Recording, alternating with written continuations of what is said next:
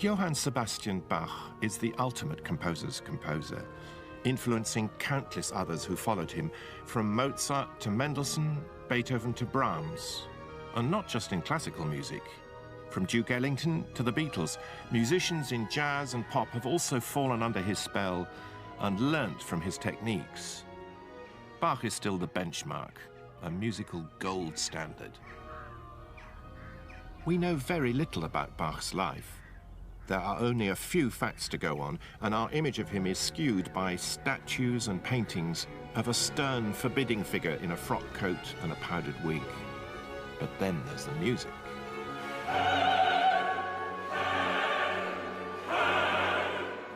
And the music tells us something completely different about him. It's full of energy, full of dance, full of life. We do know that Johann Sebastian was born on the 21st of March, 1685, in Eisenach, in the middle of modern-day Germany.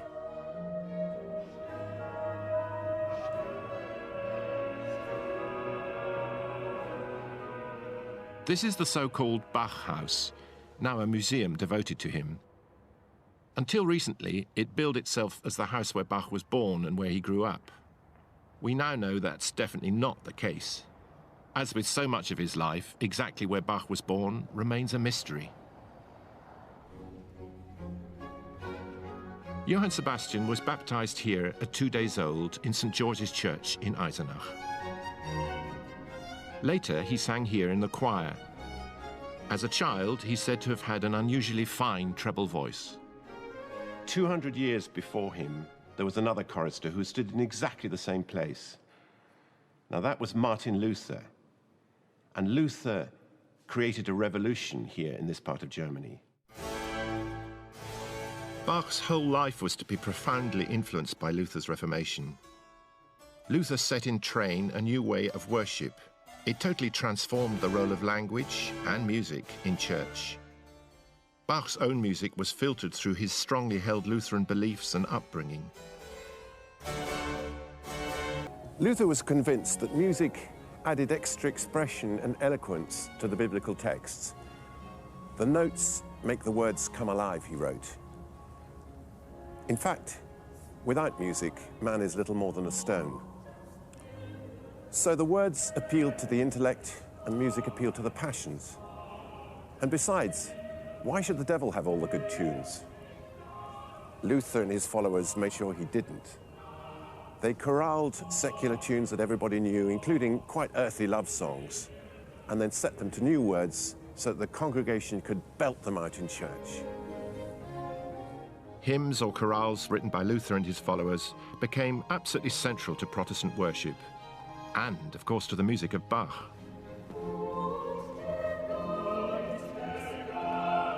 The impact of the reformer Luther on the impressionable young Bach was immeasurable.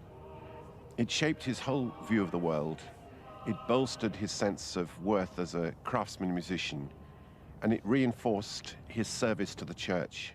Bach's destiny was to become a musician. Music was the family business.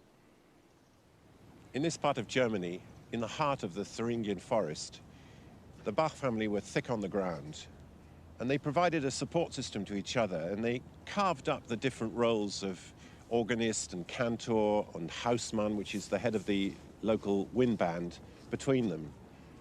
And in fact, they became almost so important here that the word Bach and musician became synonymous. He suddenly got a fascination for family roots and family trees, genealogy. So he wanted to give himself legitimacy in some way. And here's an example, and it shows the whole Bach family, starting with the legendary figure of Veit Bach, who arrived from Hungary in the middle of the 16th century. And it goes all the way through to Bach himself, who's over here, and then his children and his grandchildren. Because he wrote so many masterpieces of sacred music, in the 19th century, religiously inclined writers liked to picture Bach as a saintly figure, a kind of fifth evangelist, to match the goody two-shoes image of his childhood. But in recent years, this picture started to change. This is a book containing the records of Bach's school performance, and it gives us his syllabus of classes that he attended. And it also shows that, for example, in the third year, he came 46th out of 89 pupils. And what's more, it tells us that he missed 96 separate classes. This is a fascinating document because it's somehow slipped under the radar. It's a report on school conditions in the Latin school where Bach was a pupil, and it shows the lack of textbooks, the overcrowding, the cheeking of the masters, the throwing of bricks through the windows, all sorts of proto-hooliganism, and it's been kind of neatly ironed out of all the biographies, and so it's really interesting to come to light now. This is the town cemetery, and Eisenach's old city walls are here on the right, and just beyond it is the school where Bach went, the old Dominican cloister. And somewhere here, in unmarked graves, are those of his parents, Elizabeth and Ambrosius. Elizabeth died when Bach was scarcely 9 years old, and then 9 months later, his father Ambrosius died as well. And Bach, as the youngest son and a member of the local parish choir, had to witness the whole event and sing while the ceremony was going on and the slow tolling of the bell. And as the coffin was lowered into the grave, he and his fellow choristers sang Luther's words, mitten wir im Leben sind, in the midst of life we're in death. His whole world must have collapsed.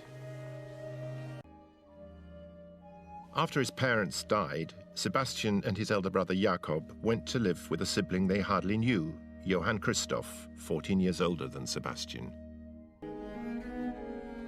At the age of 15, Bach was awarded a singing scholarship at a school in Lüneburg, 230 miles to the north.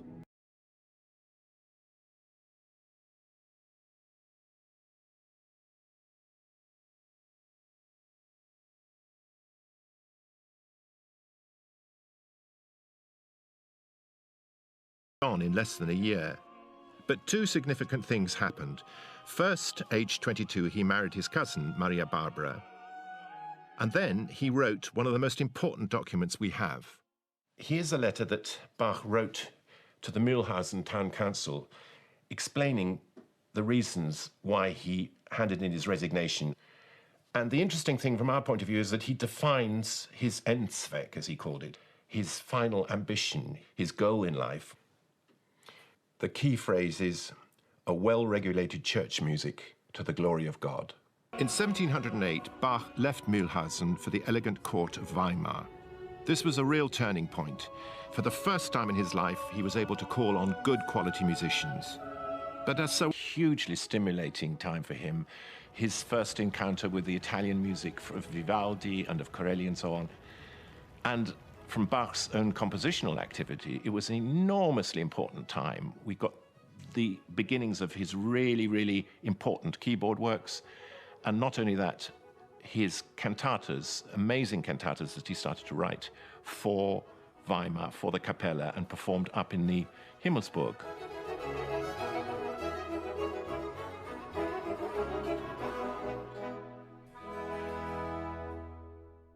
Originally, a cantata was a small, intimate Italian piece for a solo voice and a couple of instruments. But soon it was taken over by German composers in the century before Bach and was associated with the Lutheran liturgy. But by the time Bach came along, it had grown into something almost gargantuan. His 200 pieces last anything from 25 to 30 minutes each, occupied a place somewhere between the reading of the lesson and the sermon, and they reflected the theme of the day, as it were.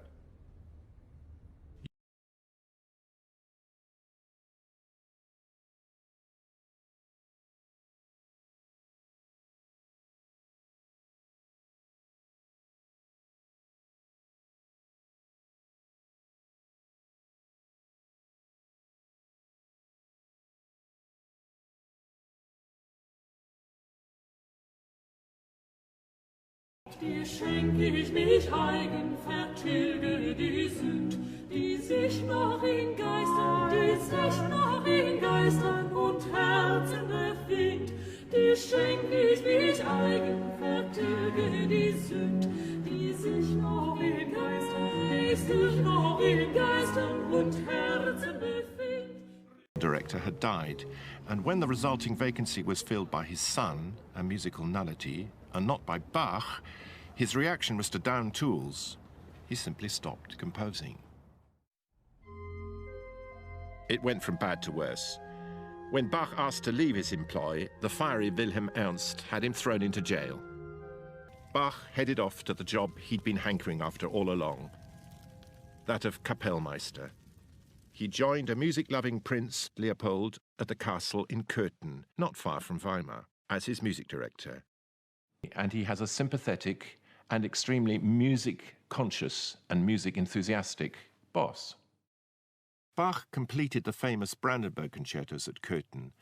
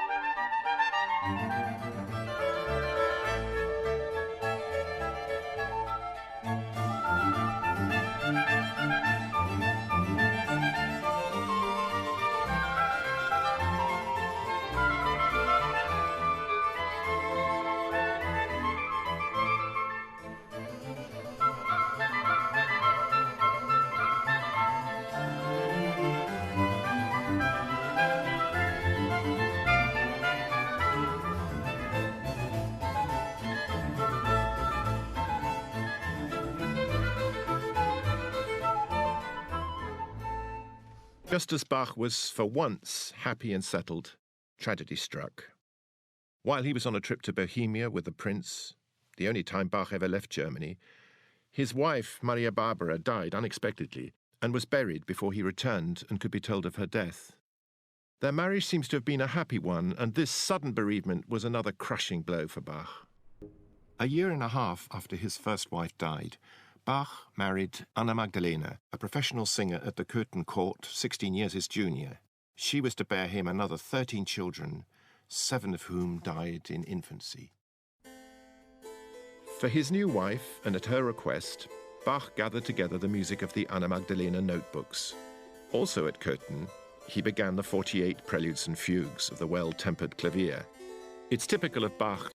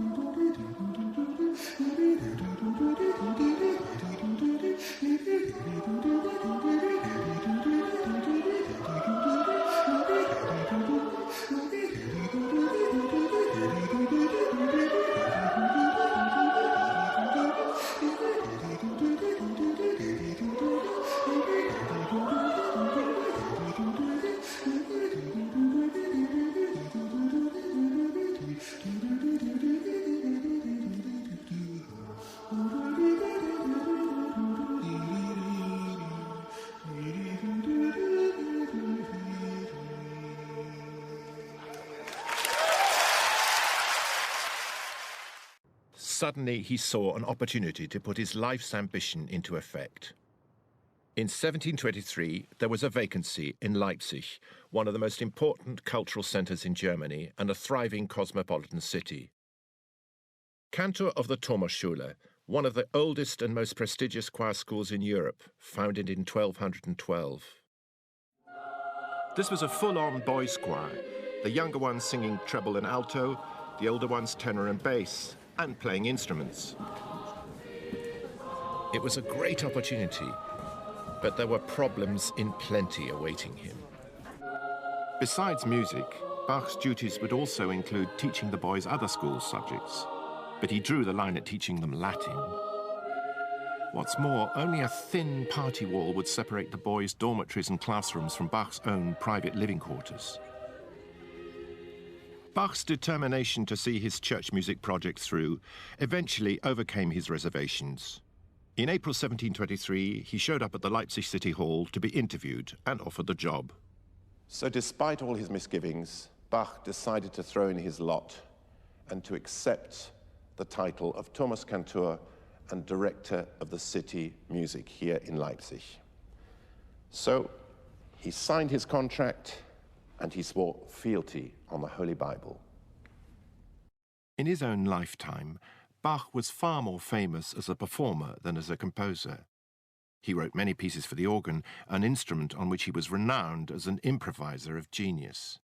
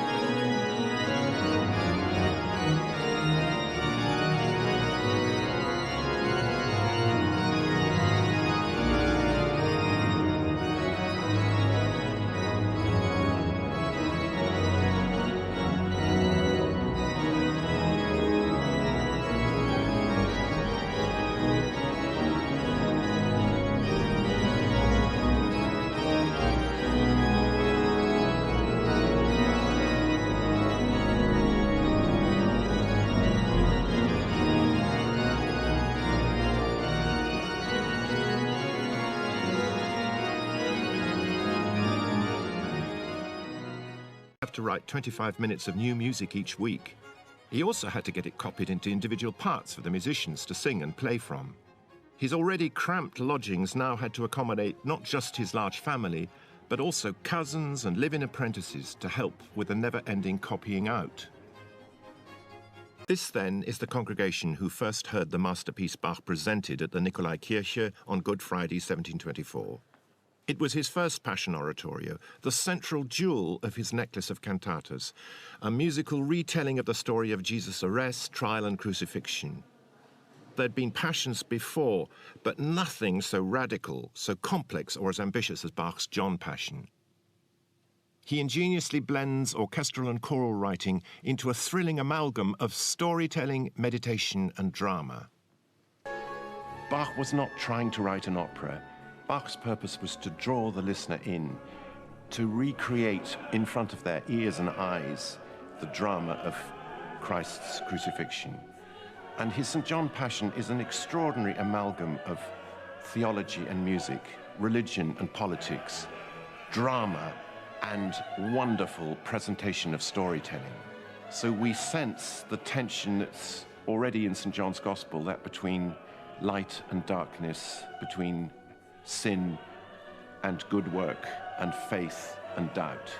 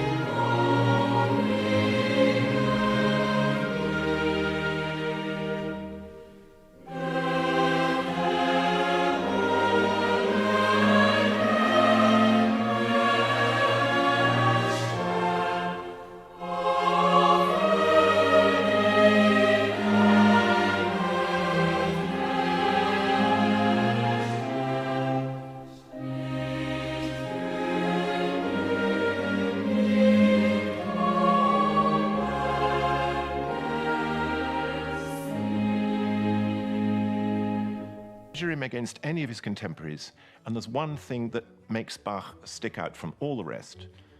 He didn't write an opera, not a single opera. And yet, at the time, opera was really the gold currency. It was the thing that established careers. It brought with it fame, it brought with it success, it brought with it a lot of money.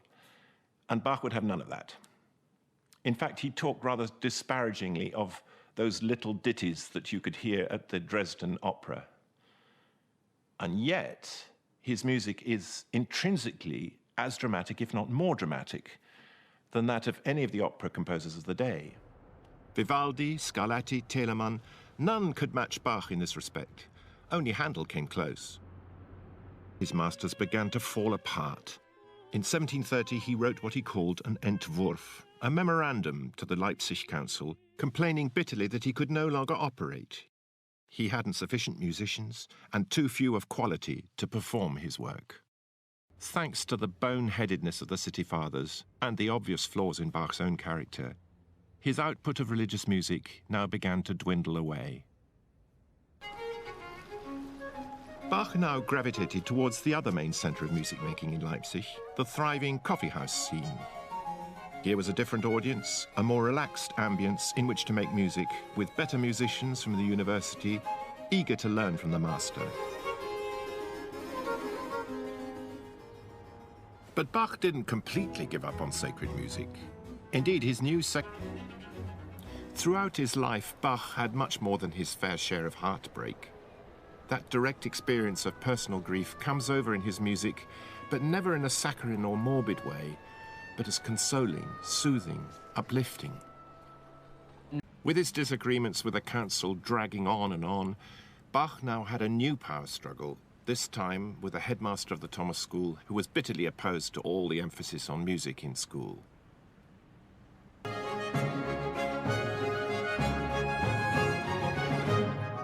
Bach was angling for a new job, or at the very least an honorary title, at the court in Dresden, which was Catholic. So despite his unwavering commitment to Lutheranism, Bach, ever practical, saw that there was an opportunity for composing a Latin Mass on a grand scale.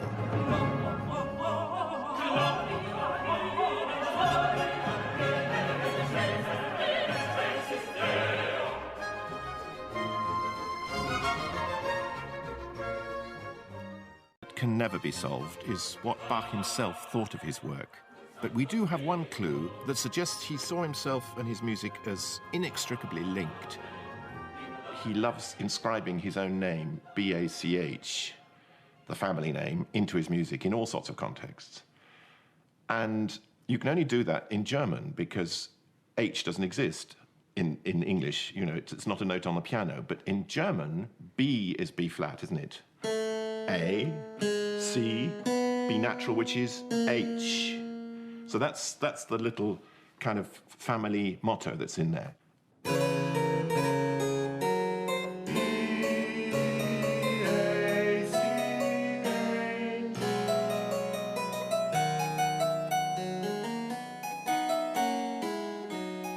One of Bach's most famous last works, the Art of Fugue, breaks off in mid-flow.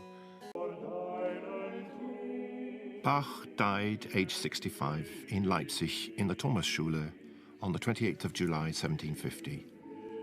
2 successive eye operations performed by an English quack doctor seem to have finished him off. After his death, his works fell out of favor, though not with everyone. His music was passed from hand to hand, and Haydn, Mozart, and Beethoven all marveled at it. Only in 1829, when Mendelssohn performed a devoted but stylistically mangled version of the Matthew Passion, did Bach begin to regain the public's affection.